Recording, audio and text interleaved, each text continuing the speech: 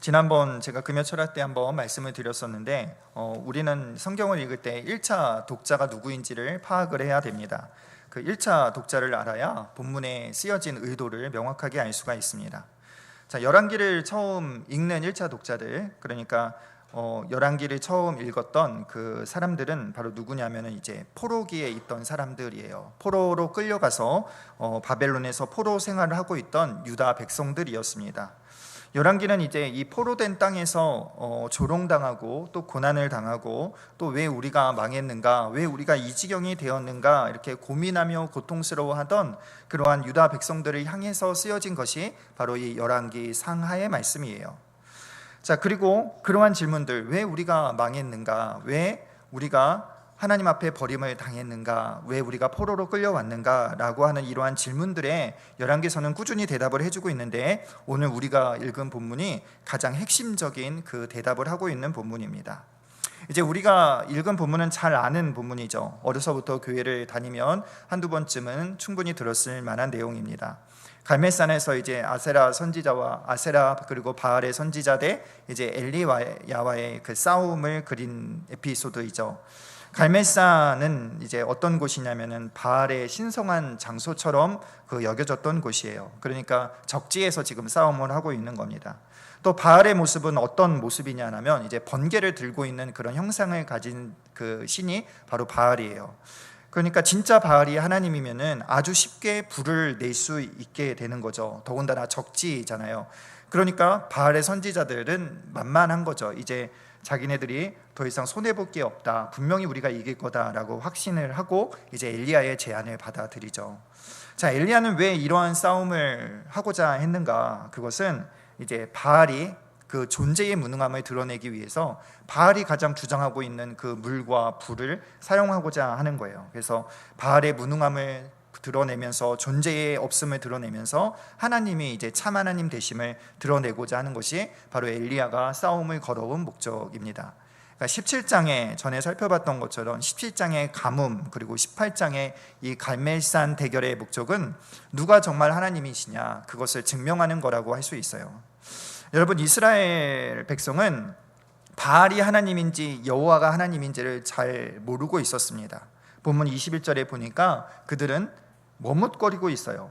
엘리야가 이렇게 제안하죠. 바알이 하나님이면 너네는 바알을 따르고 여호와가 하나님이면 하나님을 따라라. 이렇게 이야기를 하지만, 제안을 하지만 아무 말도 못하고 있는 거예요. 이러지도 못하고 저러지도 못하고 있습니다.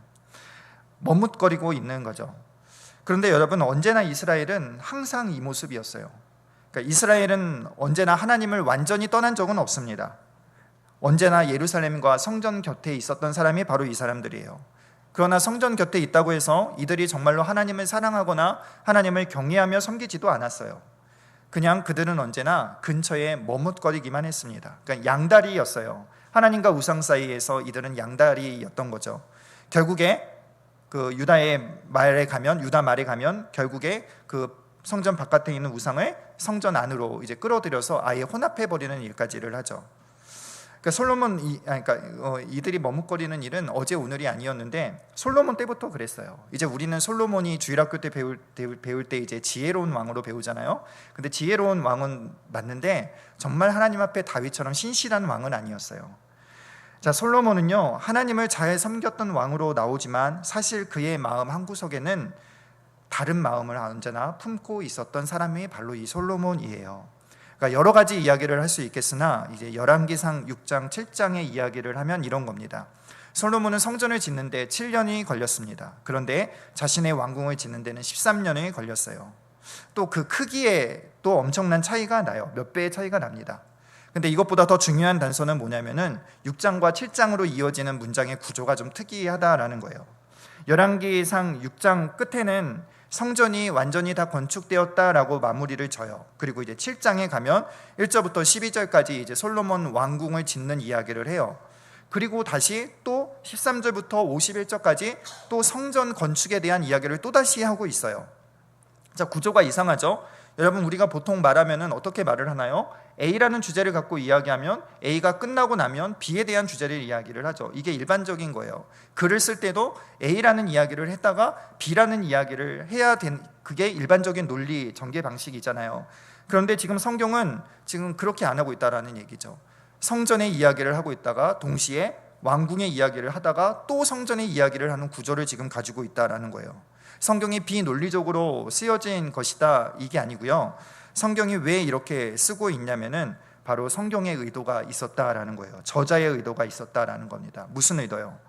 솔로몬이 두 마음을 가지고 있다는 의도를 보여주기 위함이에요. 한편으로는 성전을 향한 마음도 있지만 그의 마음에, 그의 중간에, 그 마음 한복판에는 또 왕궁을 향한, 자신의 유익을 향한, 그리고 우상 숭배를 향한 마음을 가지고 있었다라는 거예요. 한편으로는 하나님을 향한 마음, 한편으로는 작을지라도 세속적인 마음을 가지고 있었어요. 그래서 처음에는 하나님을 잘 섬겼을처럼 보였을지 몰라도 시간이 지나면 지날수록 솔로몬은 우상을 섬기는 왕으로, 그리고 하나님을 배반하는 왕으로 이렇게 떨어지게 되었던 거죠. 여러분, 유다가 왜 이렇게 망하게 되었는가? 왜 유다가 이 지경이 되어졌는가? 왜 포로된 땅에서 지금 조롱을 당하고 있는가? 열왕기서 저자는 지금 본문을 통해서 계속 이야기하고 있는 거예요. 그 이유는 무엇이냐? 너희가 왜 그렇게 된지 이유는 무엇이냐? 바로 너희가 머뭇거렸기 때문이다 라는 거예요. 다른 말로 하나님 앞에서 두 마음을 품었기 때문에 너희가 지금 이 지경이 되었다라는 말씀을 하고 있는 겁니다. 머뭇거리다라는 이제 우리나라로 번역된 단어를 좀 더 직역을 하면 어떤 표현이냐면은 뒤뚱거리다라는 거예요. 뒤뚱거리다라는 단어를 쓰고 있는 거예요. 무슨 말이에요? 정상적인 걸음이 아니라는 거예요. 지금 비정상적으로 지금 살고 있다라는 겁니다. 정상적으로 지금 하나님을 섬기지 않는 모습이 바로 유다의 모습이었다라는 거예요. 그래서 호세아서 10장 이전에는 이렇게 이야기하죠. 그들이 두 마음을 품었으니 이제 벌을 받을 것이라. 그러니까 이스라엘이 두 마음을 품었으니 이제 벌을 받을 것이라. 너희가 뒤뚱거렸으니, 너희가 머뭇거렸으니 너희가 벌을 받을 것이라, 이렇게 선언을 하고 있는 거예요. 여러분, 예수님께서 재물과 하나님을 겸하여 섬길 수 없다라고 말씀하셨습니다. 또 차든지 덥든지 하라, 미지근하면 내가 내쳐버리리라 말씀하셨어요. 여러분, 신앙에는 회색이라는 게 없습니다. 회색은 비정상적인 신앙이에요. 아니, 더 정확하게 말해서 회색은 신앙이 아닙니다. 여러분, 결혼 생활하는 데 있어서요, 오직 아내는 남편을 사랑해야 되고 남편만 바라봐야 돼요. 반대로 남편도 아내만 사랑하고 아내만 사랑해야 되는 게 정상적인 가정의 모습이고 정상적인 결혼의 모습이에요. 그런데 살기는 아내와 살지만 다른 여자를 마음속에 품고 있다면, 아내도 내 마음속에 있고 다른 여자도 내 마음속에 품고 있다면 그거는 비정상적인 거죠. 그거는 간음함이죠. 그거는 사실상 그거는 결혼 생활이라고 할 수 없게 되는 거죠. 여러분, 예수님을 믿는다라고 할 때에 다른 신약적인 표현으로 하면은 그리스도와 연합되었다라는 거예요. 그러니까 그리스도와 한몸 되었다라는 거예요. 그래서 교회를 하나님 예수님의 신부라고 표현을 하는 이유도 바로 그겁니다. 신랑과 하나됨, 결혼이 하나됨이잖아요. 신랑과 하나됨, 예수님과 하나됨을 말하고 있는 거예요. 그런데 세상과 짝하고 있으면 안 된다라는 이야기예요. 예수님과 결혼했는데, 예수님과 하나 되었는데 세상에 마음을 두고 있으면 안 된다라는 거예요. 그거는 머뭇거리는 거고, 머뭇거리는 건 하나님 앞에서 신앙생활하는 게 아니다, 예수 믿는 게 아니다, 지금 그렇게 이야기를 하고 있는 겁니다. 그런데 여러분, 오늘날 많은 그리스도인이라 하는 사람들이 갈멜산과 같은 그러한 세속주의의 우상, 그리고 돈이라는 우상, 쾌락이라는 우상의 한복판에 살면서 두 마음을 품고 회색 옷을 입고 쩔뚝거리며 살고 있는 모습이 오늘날 현실이라고 말할 수 있어요. 6일은 세상을 사랑합니다. 그리고 하루는 주님을 사랑해요. 은혜도 좋고 돈도 좋아요. 성경적인 가치들도 중요하게 생각합니다. 그러나 세상의 사고방식은 버리지 않아요. 이것도 중요하다라고 여기고 언제나 이 둘을 비교하며 취사 선택을 하는 게 우리의 일반적인 모습이라는 거예요. 두 마음으로 사는 건 어쩔 수 없다라는 거예요. 교회에서의 삶과 세상에서의 삶이 다르다라는 것은 어쩔 수 없다라는 거예요. 절뚝거리면서 이리 가고 저리 가고 갈짓자로 걸어가는 인생이 어쩔 수 없다라고 말하는 거죠. 이거는 처신을 잘하는 거라고 표현을 해요. 이게 지혜로운 거라고 표현을 하고 있습니다. 여러분, 물론요, 세상과 절대 상관없이 살아야 한다는 말은 아니에요. 그 말을 하고자 하는 것은 아닙니다. 세상을 무조건 분리시키고 배격하는 어떤 근본주의나 어떤 분리주의를 말하고 있는 것이 아니에요. 우리는 세상에 사니 당연히 돈 버는 일은 중요할 수밖에 없죠. 세상에 사는데 돈을 안 벌면 못 살잖아요. 돈을 벌어야 내가 먹고 입고, 돈을 벌어야 내 아이들도 키울 수 있는 거죠. 여러분, 학생들도 가급적 좋은 학교를 가야 돼요. 예수님 믿는다고 인류대에 안 가면 안 되는 거예요. 갈 수 있으면 가는 게 제일 좋아요. 청년들도 이왕이면 좋은 직장 취업하는 게 제일 좋은 방법이고 제일 좀 나은 방법이에요. 이 세상 살아가려면 어쩔 수가 없어요. 그러나 여러분, 쩔뚝거리면 안 된다라는 거예요. 쩔뚝거린다라고 할 때 그 전제는요, 둘이 똑같다라는 거예요. 비슷하다라는 거예요. 그거를 전제하고 있어요. 어느 한쪽이 커버리면 쩔뚝거릴 수가 없죠. 그러니까 하나님이 이렇게 크고 어떠한 내가 세상에 추구하는 것이 이렇게 낮으면 쩔뚝거릴 수가 없어요. 아예 하나님 편으로 가던가 아니면 세상으로 가던가 둘 중에 하나를 해야 돼요. 그런데 쩔뚝거리다고 할 때 이 표현의 전제는 하나님과 세상을 동시에 놓고 있다라는 거예요. 동일시하고 있다라는 거예요. 하나님과 바알을 동급으로 여기고 있다라는 거예요. 동일한 비교 대상으로 보고 있다라는 게 쩔뚝거리는 것에 대한 문제라는 거예요. 하나님과 바알을 동등한 신으로 여긴다면 그것은 죄예요. 하나님과 세상을 동급으로 놓으면 안 된다라는 이야기입니다. 하나님과 세상을 비교하면서 저울질하면 안 된다라는 거예요. 은혜와 세상 쾌락을 같은 즐거움으로 보고 같은 위치에 두면 안 된다라는 겁니다. 말씀으로 사는 것과 세상 사고의 방식을 따라 사는 것을 동등한 것으로 여기면 안 된다라는 거예요. 진리와 스펙을 두고 갈등하면 안 된다라는 겁니다. 갈등하는 거는 언제 갈등이 돼요? 갈등하는 건 둘 다 비슷할 때 갈등이 되는 거예요. 둘 다 내가 어느 한쪽을 완전히 좋아하면 갈등이라는 게 생길 수 없어요. 둘 다 동일시하고 둘 다 예쁘고 둘 다 좋으니까 갈등이라는 게 생기는 거예요. 그러니까 하나님을 그렇게 대하면 안 된다라는 겁니다. 이것도 적고 저것도 적고 이것도 포기할 수 없고 저것도 포기할 수 없는 그러한 태도는 성경에서 믿음이라고 정의하지 않는다라는 거예요. 여러분, 쩔뚝거리지 말아야 된다라는 겁니다.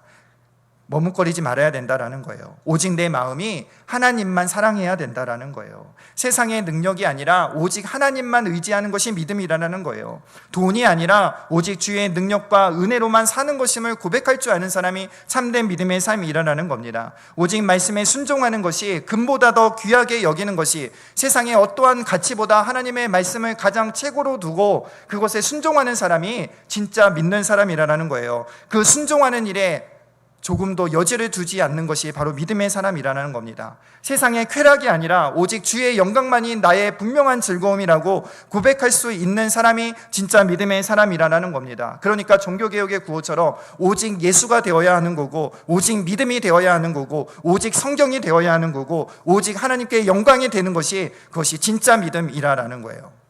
하나님이냐 세상이냐, 이 일에 갈등이 없어야 된다는 거예요.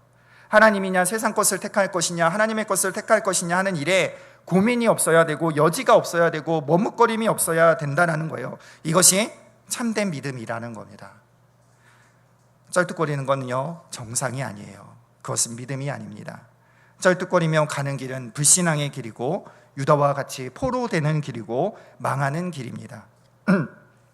바라기는 여러분, 우리 찬양 가사처럼 정말로 나의 마음속에 온전히 주님만 모셔놓고 나의 정성을 다하여 내가 주만 섬기겠노라, 한평생 주만 모시고 주만 찬양하며 살겠노라. 주는 나의 큰 능력, 세상이 나의 큰 능력이 아니라 주만이 나의 큰 능력이고, 세상이 나의 소망이 아니라 주님만이 나의 소망이라, 내가 영원히 주님만을 섬기겠노라, 이렇게 고백할 수 있는 충성된 믿음을 가진 우리가 되어야 됩니다. 이렇게 되어서 살아갈 때에 하나님의 선하심과 하나님의 사랑과 다스림 속에 거하는 그러한 복을 누리게 되는 거죠. 사랑하는 성도 여러분, 쩔뚝거리는 믿음이 아니라 오직 주만 사랑하며 오직 주만 섬기겠노라, 충성하며 충성스럽게 주를 사랑하겠다고 다짐할 수 있는, 고백할 수 있는 우리 믿음의 성도들 되시기를 우리 주의 이름으로 축원합니다. 여러분, 이스라엘은요, 무지한 백성들이었어요. 오늘 본문의 대결이 시작됩니다. 바알 선지자들이 제단에 물을 부어 그 바알이 열심히 부릅니다. 그래도 아무런 응답이 없어요. 26절에 보니까 소리도 없고 응답하는 자도 없다라고 이렇게 말씀을 해요. 그래서 엘리야가 조롱을 하죠. 너희 신이 뭐 마실 같냐? 너희 신이 뭐 묵상하냐? 이렇게 조롱을 하니까 이제 그들이 더, 그 선지자들이 더 흥분해서 막 자기 몸을 자해를 해요. 그러나 아무 응답도 없다라고 성경은 이렇게 이야기합니다. 29절에 보니까 아무 소리도 없고 응답하는 자나 돌아보는 자가 없도다, 이렇게 말씀을 해요. 자, 여러분, 오늘 본문에서요, 응답하지 않았다라고 말하지 않습니다. 응답하지 않았다가 아니라 응답이 없다라고 이야기를 하고 있어요. 이것을 지금 계속 강조하고 있어요. 이것은 무슨 얘기예요? 바알은 응답을 안 하는 것이 아니라 응답할 수 없다라는 거예요. 왜요? 왜 응답을 못해요? 바알이라는 존재는 아예 없기 때문에. 그래서 소리도 없고 응답도 없고 아무것도 없다라는 거예요. 엘리야는 지금 그것을 조롱하고 있는 거예요. 바알은 존재하지 않는다라는 것을 지금 알려주고 있는 거예요. 엘리야는 지금 이것을 강조하고 있는 겁니다. 우상은 그냥 돌덩어리에 불과하다. 오직 주 하나님 외에는 다른 신이 없다라고 지금 그 제사를, 그 대결을 통해서 지금 본문에서 말씀을 하고 있는 겁니다. 여러분, 이스라엘의 첫 번째 무지는 바알이 없다라는 것을 몰랐어요. 3년 가문과 갈멜산 전투를 통해서 알게 되는 사실이에요. 바알은 비를 내리지 못하고 불을 내리지도 못하고 바알은 비를 내리지도 못하고 불을 내리지도 못하는 그러한 없는 신이라는 것을 그들은 몰랐다라는 거예요. 그런데 여러분, 이스라엘은 바알이 없는 것을 몰랐다라는 그 무지에서 끝나지가 않아요. 그들은 모른 것이 또 하나 있었는데, 그들은 무엇을 모르느냐? 여호와가 이스라엘의 하나님 되심도 이들은 몰랐다라는 거예요. 자신들의 하나님 되심을 몰랐어요. 비를 내리고 불을 내리시는 하나님이시라는 걸 상상도 못했습니다. 물론 율법 조항으로는 알고 있어요. 자기 조상들로부터 들은 이야기로는 알고 있어요. 그런데 진짜 자신들의 하나님, 진짜로 살아계시고 참되신 하나님으로는 알지 못했다라는 거예요. 그러니까 머뭇거리는 거죠. 그러니까 엘리야가 제안을 했을 때 아무 말도 못하고 있는 겁니다. 여러분, 왜 이스라엘이 머뭇거렸을까요? 왜 이스라엘이 머뭇거리다가 멸망을 했을까요? 그것은요, 우상에 속고 또 하나님이 하나님 되심을 알지 못했기 때문에 그들은 망한 거예요. 호세아 6장의 말씀처럼 하나님은 제사보다 하나님 아는 것을 더 원하시는데 하나님 아는 일에 이스라엘은 실패했다라는 거예요. 그래서 오늘 엘리야는 그 하나님이 누구신지를 보여주고자 했던 겁니다. 여러분, 많은 사람들이요, 우상은 아무것도 아니라는 거는 다 알아요. 연세가 지긋하신 분들은요, 세상에 있는 것들이 다 부질없다는 것, 그건 거 다 알고 계세요. 교회 안 다니셔도요, 세상 것 다 부질없다 그렇게 말씀하세요. 다 알고 계세요.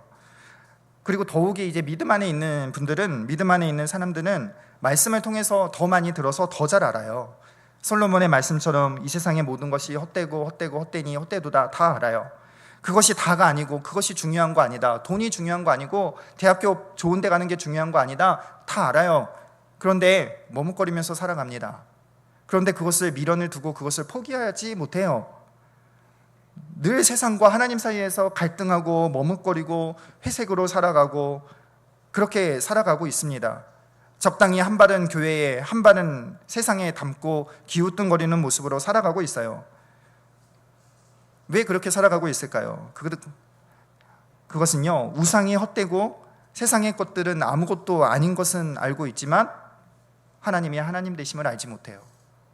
그러니까 하나님 되심을 알지 못하니까 세상의 것을 놓지 못하는 거예요. 하나님이 나의 하나님 되심을 알지 못해요. 듣기는 들었어요. 교회는 오래 다녀서 하나님은 우리 하나님, 좋으신 하나님, 나의 하나님 아버지라는 거는 듣기는 들었는데 그게 진짜 내 하나님인지 확실치 않다라는 거예요. 하나님이 정말 살아계시고 참되시고 능력 많으신 하나님이신지를 내가 인격적으로 경험하지 못했다라는 거예요. 그러니까 내 안에 하나님이 살아계심을 확실히 알지 못한다라는 겁니다. 그러니까 하나님은 은혜도 있고 하나님은 능력도 있고 하나님은 힘도 있고 하나님은 선하신 하나님이라고 들었는데 그 하나님을 진짜 알지 못하고 있다라는 거예요. 그러니까 하나님 앞에 모든 것을 맡길 수 없어요. 그러니까 하나님을 온 맘 다해 사랑할 수가 없어요. 하나님을 온 맘 다해 의지할 수가 없습니다. 하나님을 돈보다 더 귀하다라고 말할 수가 없어요. 왜요? 하나님이 진짜 내 하나님이 되지 않기 때문에 만약에 그 하나님을 의지했다가 손해보면 어떡해요? 그 하나님은 나의 하나님, 내가 그 하나님을 잘 모르는데 교회에서 가르친 것처럼 내가 그 하나님을 붙들어 버리면 내가 손해볼 일이 예상이 되니 여전히 세상에 머뭇거리고 있는 거죠.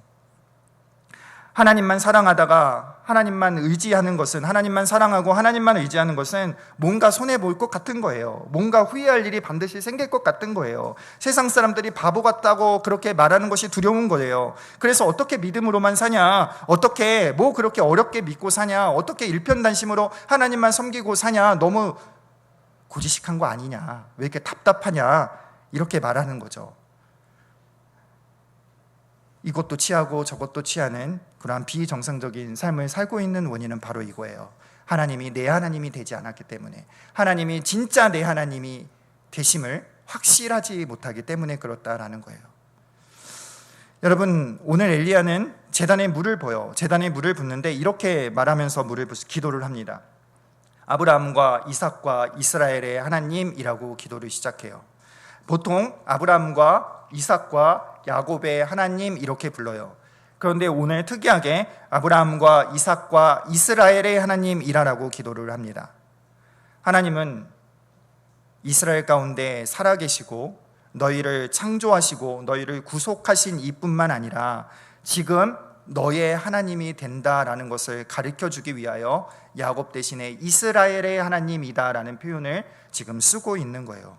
더욱 강조해서 주 여호와는 너희 하나님 되심을 알게 하소서라고 이렇게 기도하고 있는 거예요. 여러분, 포로 가운데 있는 백성들, 포로된 땅에서 있는 백성들, 엘리야의 갈멜산 대결, 이 18장의 본문을 읽으면서 그리고 그때의 기억을 회상하면서 그들이 알아야 될 것은 그가 하나님 되심을, 그가 나의 하나님 되심을 알아야 했습니다. 그가 자신들의 하나님 되심을 알고, 그래서 그러나 그들이 바알을 의지하고 하나님 의지 안 했던 것을 회개하고 하나님 되심을 알며 회개하며 하나님 앞에 마음을 돌이키며 하나님 앞에 하나님을 의지하는 일이 그 포로된 땅에서 가장 중요한 일이었고 열왕기가 촉구하는 메시지였다라는 거예요. 이것이 그들의 살 길이었다라는 겁니다. 그들의 살 길은 포로에서 황폐한 땅에서 비참함에서 벗어나는 길은 그들의 하나님을 만나는 거예요. 그들이 그들의 하나님을 알게 되는 것이에요. 여러분, 동일하게 오늘 우리가 회복되어야 할 것은요, 하나님이 나의 하나님이 되시는 일이에요.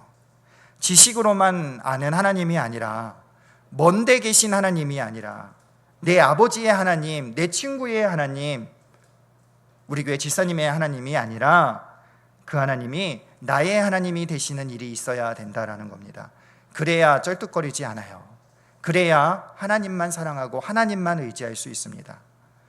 여러분, 우리는 회개할 일들이 있어요. 호세아의 말씀처럼 우리 마음에 진실도 없고 인애도 없고 하나님 아는 지식도 없도다라고 이 호세아가 말했던 것처럼 우리 안에 하나님 아는 사랑도 없고 우리 안에 은혜도 없고 우리 안에 구원의 기쁨도 없고 우리 안에 하나님 경외함도 없고 하나님 대심도 알지 못하고 우리 마음에 하나님 없이 살아가는 우리의 무너진 마음과 우리의 무너진 삶을 슬퍼하며 겸비하며 회개하는 일이 우리에게 있어야 된다라는 거예요. 우리는 회개하고 주가 하나님 되심을 구해야 한다라는 겁니다.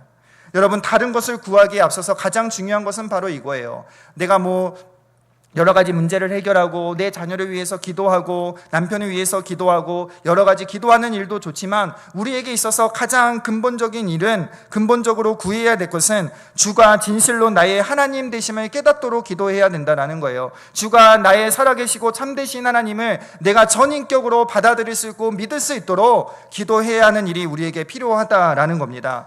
그래서 날마다 주의 구원을 구하고 주의 사랑을 구하고 주의 은혜를 구하고 주의 능력의 깊이와 넓이를 구하는 일에 힘써야 되는 일이 바로 오늘 우리가 해야 할 기도이고 해야 될 일이라는 거예요.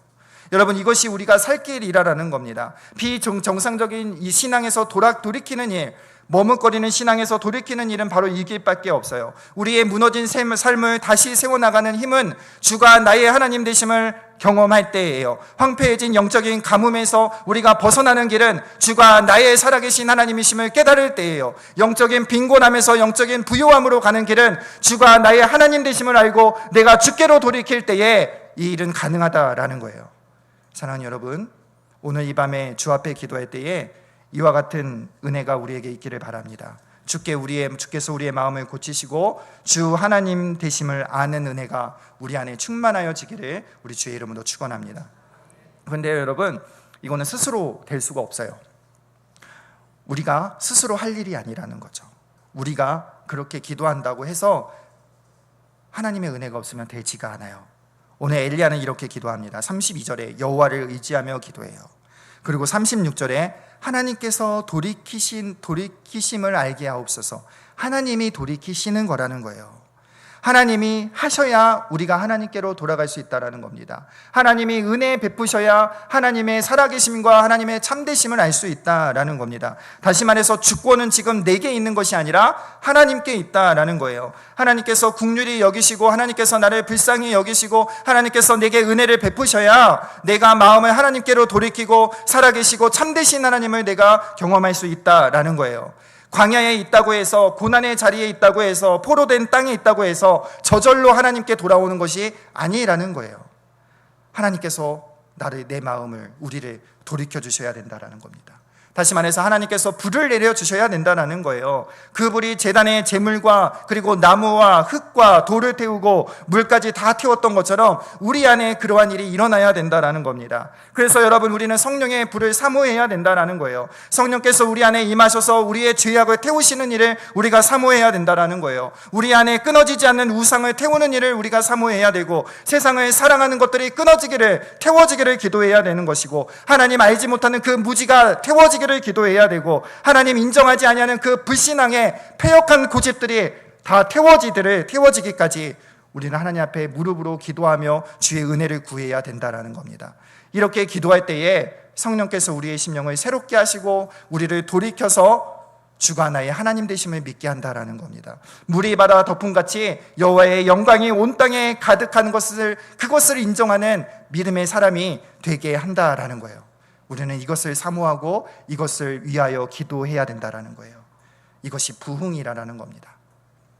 바라기는 여러분, 오늘 우리가 기도할 때에 우리의 내면을 바꾸시고 새롭게 하여 주시고 고치시는 하나님의 그 크신 역사로 인하여서 내 영혼이 살고 내 믿음이 회복되고 더 나아가서 내 삶이 고쳐지고 온전하게 되는 그러한 은혜가 있기를 우리 주의 이름으로 축원합니다. 여러분, 유다가 망한 것은 머뭇거렸기 때문에 망했어요. 반대로 그들이 다시 사는 것은 하나님이 그들의 하나님이 되시는 일밖에 없습니다. 우리의 영혼과 우리의 삶이 망하는 길은 머뭇거리는 삶입니다. 그러나 우리의 영혼이 살고 내 삶이 회복되고 참된 생명을 얻는 길은 그가 나의 하나님 되심을 알고, 그가 나의 구원자 되심을 알고, 주가 나의 참 생명 되심을 아는 것, 믿는 것이 우리가 살 수 있는 길입니다. 바라기는 주는 나의 하나님이시라, 주는 나의 구주시라라는 이러한 고백이 있어서 참되게 주만 섬기는 우리가 되어서 참된 생명과 복을 누리는 저와 여러분 되기를 우리 주의 이름으로 축원합니다.